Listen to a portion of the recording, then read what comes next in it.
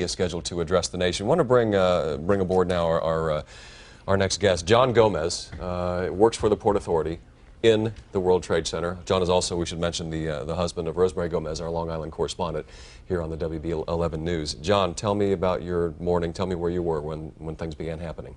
Well, Jim, I was on the 21st floor, and my manager, myself, and our immediate group were having a meeting at about quarter before 9, when it quickly shifted from that setting to what sounded like an explosion somewhere nearby. And almost immediately following that was the showering of, I don't know if it was paper or other materials outside the windows, but I felt the building sway considerably, and we knew something was wrong immediately. What did you think had happened? I thought a bomb had gone off. I mean, you were there in '93, so Right. it's not like you didn't have any experience with bombs going off in the World Trade Center. Right. That's why I thought immediately that a bomb had gone off. So what did you do next?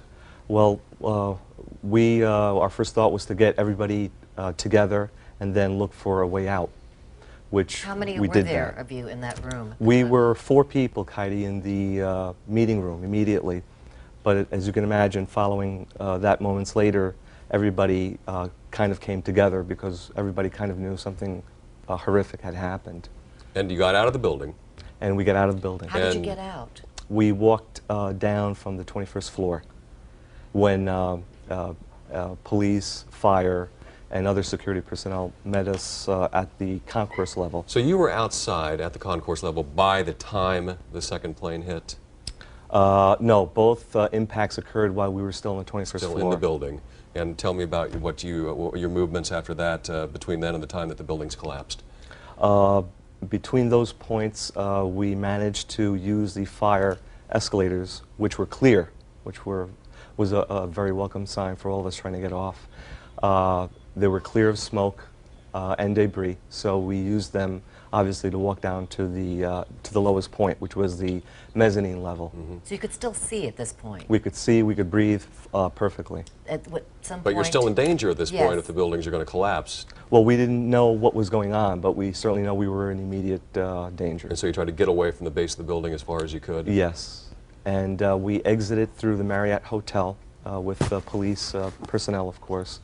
And they were just screaming to get away from the building as quickly as possible and cover our heads, which we tried to do with whatever we had in our hands. Tell me about your efforts to contact Rosemary, your wife, your family members. Obviously, just tremendous concern for your well-being. Yes, my manager and myself, who got at that point separated from our other staff members, we're hoping that everybody was okay. But you don't know that yet. No, fortunately, my manager was left a voicemail at home that all our immediate group is okay. Good. We haven't, or at least several hours ago, we had not heard of our secretary, so I'd love to know that she's okay.